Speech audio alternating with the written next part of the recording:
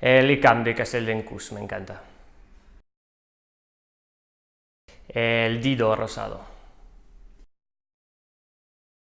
El Teixar de Viñas Domènech. Los espumosos de Mayra Rigorordi es una bodega que me gusta mucho, es un pequeño proyecto y todo lo que hacen me gustan mucho, entonces los micro tiracha, las ediciones limitadas que hacen son muy buenas. El de Ferran Centella es la edición del Wikipedia sobre los vinos. Django, me encantó. Y una serie, House of Cards, me encanta. Creo que la fideuà, una buena fideuà con el aioli me encanta. Justamente el Estupendú en Badalona, que para mí hace un de la mejor de la zona.